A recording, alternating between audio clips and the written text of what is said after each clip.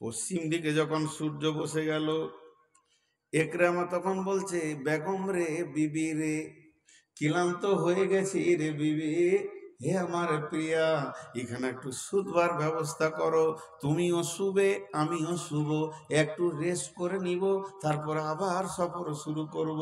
বলছে ঠিক আছে, আমি ব্যবস্থা করছি।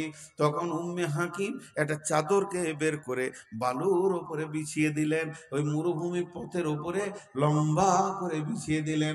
বিছানার পর আর একটা চাদরকে বের করে এই চাদর থেকে খানিকটা দূরে ডিভাইডার রেখে মধ্যখানে ফাঁক রেখে ওই চাদরটাকেও বিছিয়ে দিলেন। বলে স্বামী আমার, তুমিও শুয়ে যাও আমিও শুয়ে যাই, একটু রেস্ট করে নি।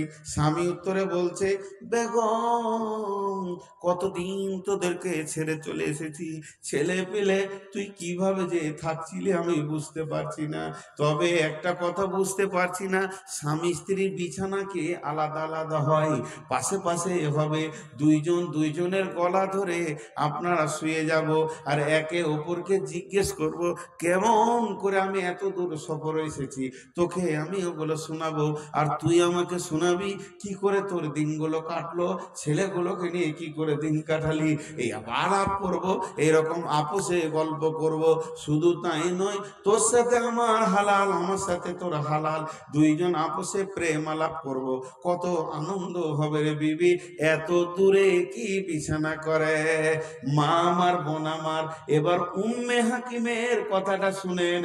উম্মে হাকিম, ওটা ওর স্বামী, ওটা ওর ব্যবহার করার আগেকার স্বামী, ওর ব্যবহার আগে থেকে ওর জানা আছে, ওর সাথে মিলবে, কেউ ধরবে না, মানবে না, বিচার করবে না, গাঁওয়ালা আসবে না, দশ আসবে না, ওর সাথে চলাফেরা করবে, রাতে দিন সফর করবে, কোনো ডিস্টার্ব হবে না। কিন্তু উম্মে হাকিম বলছে, স্বামী আমার প্রাণ প্রিয়, অবশ্যই তুমি আমার কলিজার স্বামী, তোমাকে আমি হৃদয় দিয়ে ভালোবাসি, ভালোবাসার এতটুকু খামতি হয়নি, ত্রুটি হয়নি। তবে বিছানাটা আলাদা কেন করলাম একবার বলে দিই। বিশ্ব নবী যখন মক্কা বিজয়ী করেছে, আমি নবীজির কাছে গিয়ে কালেমা পড়ে নিয়েছি, আমি ইসলাম কবুল করেছি, আমি শাহাদাতের সাক্ষী দিয়েছি, আমি এখন মুসলমান, আর আমি মুশরিক মেয়ে নাই, আমি মুশরিকা নাই।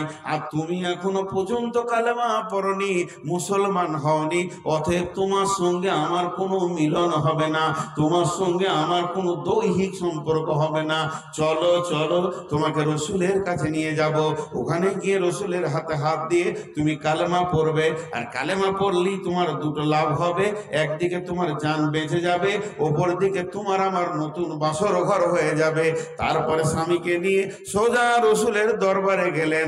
ইকরামা বললেন, ইয়া রাসূলুল্লাহ, আশহাদু আল্লা ইলাহা ইল্লাল্লাহু ওয়া আশহাদু আন্না মুহাম্মাদান আবদুহু ওয়া রাসূলুহু। জান বেঁচে গেল, আর একরামাকে কেউ মারবে না। ওই একরামা বুখারীতে মুসলিমে অনেক হাদিস বর্ণনা করেছেন। একরামা বিন আবু জাহেল ঈমান আনার পর অনেক হাদিস বর্ণনা করেছেন। ওই জন্য আল্লাহ সূরা বাকারাতে বললেন, ঈমান আনবে তো ওদের মতো আন।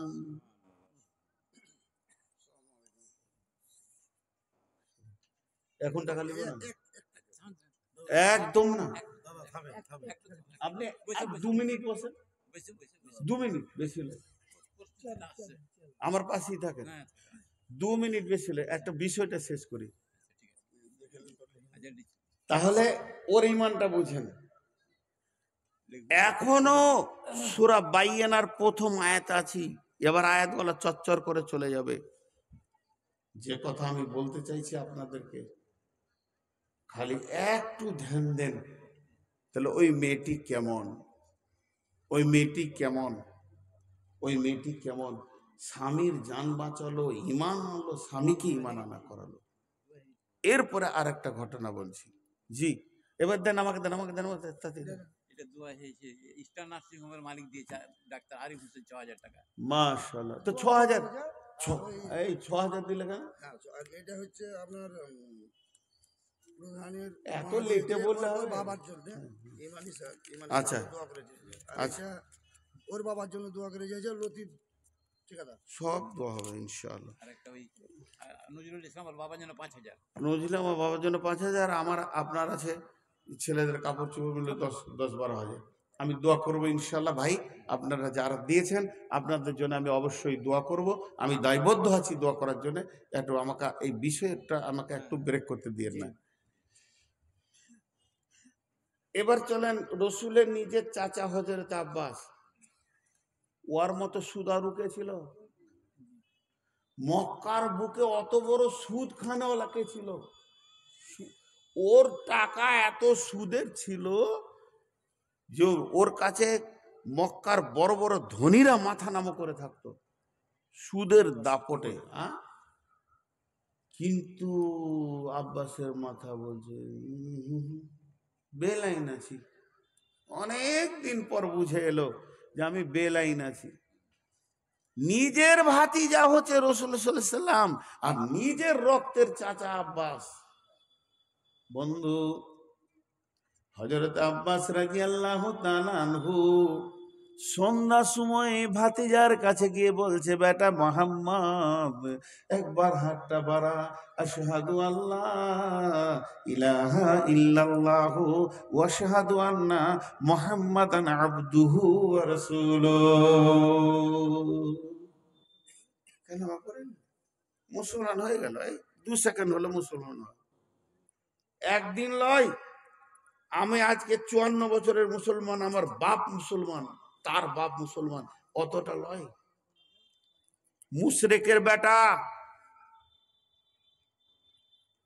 তো এই 2 মিনিট হলো কালেমা পড়া, এই আধ ঘন্টা হলো, 1 ঘন্টা হলো, আল্লাহর নবী ভরা মজলিসে এলান করে দিলেন, মক্কার লোক তোমরা কান করে শুনে লাও, আমার চাচা আব্বাস বড় সুদারু, সে বেঈমান হালাতে মুশরিক হালাতে সুদ খেয়েছে।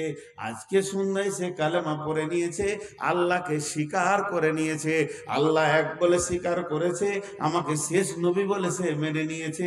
অতএব আমার চাচা আর এক তিল সুদ খাবে না। অতএব আমি তার যোগ্য ভাতিজা, আমি তার যোগ্য বা চাচার যোগ্য ভাতিজা ঘোষণা করে দিলাম, যার যার কাছে আমার চাচার টাকা আছে তোমরা আসলটা দিবে, সুদ আর লাগবে না।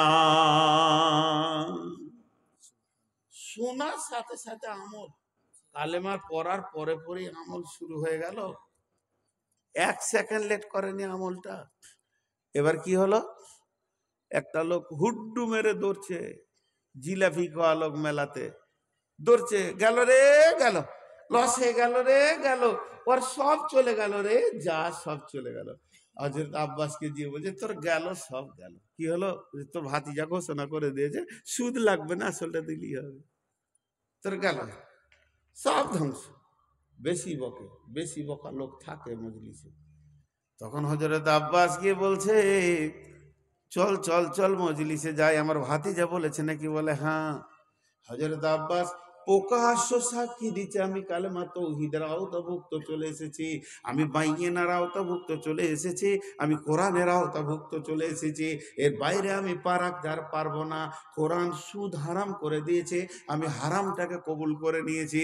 অতএব আমার ভাতিজা যোগ্য, আমার ভাতিজা যোগ্য যোগ্য যোগ্য, আমার ভাতিজা বলে দিয়েছে আসলটা দিতে হবে, সুদটা লাগবে না, ওটাই ঠিক। তবে শুনে নাও আর একটা কথা, আমি রসুলকে পেয়েছি হায়াতে, মরে তো যায়নি, আল্লাহকে পেয়েছি হায়াতে, মরে তো যায়নি, আমি দিনকে পেয়েছি হায়াতে। আমি এত আনন্দিত হয়েছি, আমি আনন্দ আর বুকে ধরে রাখতে পারছি না। আমি যদি মরে যেতাম সোজা জাহান্নাম চলে যেতাম। এই আনন্দে উৎফুল্ল হয়ে বিরাট সম্পদ পেয়ে গেছি, এই জন্য ছোটগুলোকে ছেড়ে দিচ্ছি। হে মক্কার লোক শুনে নাও, যাদেরকে আমার ভাতিজা সুদকে মাফ করে দিয়ে আসলটা দিতে বলেছে, আমি আব্বাস আল্লাহকে রসুলকে পেয়ে আনন্দিত হয়ে আসলটাও মাফ করে দিলাম। শোনার সঙ্গে সঙ্গে আমল। যদি বলি ভাই বিড়িটা ছাড়েন, আস্তে আস্তে ছাড়বো, জীবনে ছাড়বে না, জীবনে ছাড়বে না। কিন্তু কিছু লোক আছে মিষ্টি খেতে ভালোবাসে, বাজারে গেলে 10টা মিষ্টি খেয়ে নিলে। আছে কিছু লোক, আগেকার মুরব্বীদেরকে দেখেছি, আমার আব্বা এত মিষ্টি খেত তো সুগারই হলো না ওর, আর আমার সুগার হয়ে গেছে। মজবুত লোক ছিলেন, কাজ করতেন খুব। আমি ভাই কোনো আলেমের ছেলে নাই, আমার আব্বা চাষি মানুষ, কৃষক মানুষ, আর বেশিরভাগ মহিষের ব্যবসা করতেন, আমরা দেখেছি। তো খুব মিষ্টি খেতেন, আমাদেরকে বলতো বেটা খা খা, তো মিষ্টি খেয়েছে। এবারে ধরেন এই দেওয়ানির একটা লোক মুরব্বী, খুব মিষ্টি খায়, 8টা 10টা, শরীর খারাপ, জ্বর, শরীরটা খুব ঝিমমারা হয়ে গেছে। তো বেটাকে বলছে ডাক্তারখানায় নিয়েছে। ডাক্তারখানার লাইনে বসেছে, 12 নম্বরের নাম পড়েছে। তো ডাক্তারের কম্পাউন্ডারটা বলছে চাচা তুমি সেই 1টার সময় পাবে। লে মজা, অতক্ষণ বসে থাকবো রে? শরীরটা যে খুব খারাপ, বসে থাকতে পারছে না, লোককে যে হাত পা ঝিনঝিন করছে, যে সুগার, কিন্তু বুঝতে পারছে না, কারণ জীবনে সুগারের মাপে নেই। আর এই প্রথম যেছে ডাক্তারখানা, দিয়ে বলছে তাহলে নাস্তা টাস্তা করেছি। বেটাকে বলছে চো, সে একটাই ডাক্তার পাবো রে, নাস্তা করেছি। আবার গাজলে গিয়ে 4টা পুরি 28টা মিষ্টি খেলিল, জানে না তো যে সুগার। এবার ডাক্তারখানায় ঢুকে ডাক্তার মেপি বলছে চাচা তোমার 417 সুগার, আর যদি 100 বাড়ে তো ফুটে যাবে। ওই ডাক্তারখানা ঢুকলো, আর 10 মিনিট পর বের হয়েছে, আর ওর ছোট শালার সঙ্গে দেখা। দোলা ভাই কি ব্যাপার?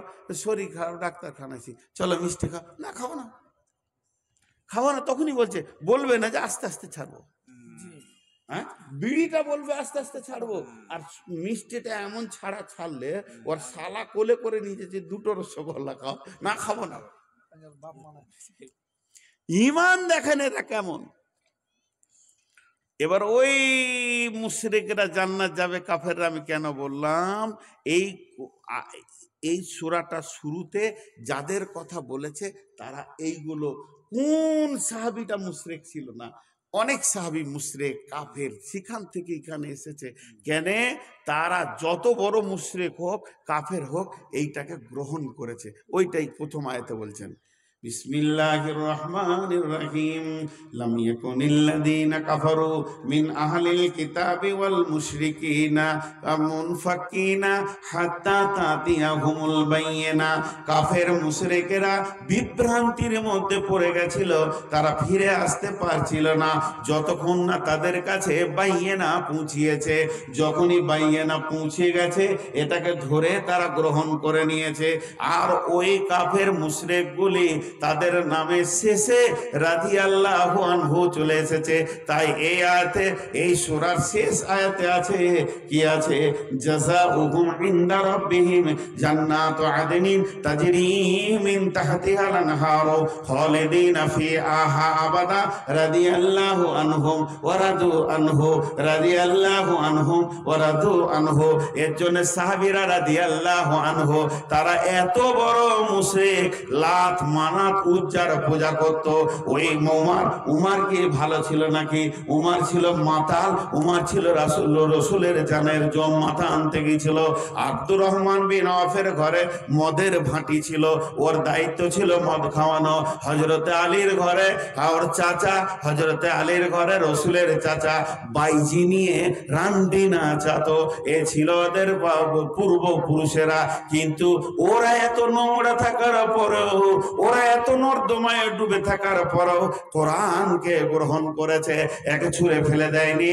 রাসূলুম মিনাল্লাহি ইয়াতলু সুহুফাম মুতাহহারা, আল্লাহ তরফে রাসূল এলো, আর এই পবিত্র সহিফাকে তাদের কাছে তুলে ধরলো। ফিহা কুতুবুন কাইয়্যিমা, এই সহিফাটা তাদের কাছে যখন পৌঁছে গেল, তারা এটাকে ধরে আদর করে কবুল করে নিল।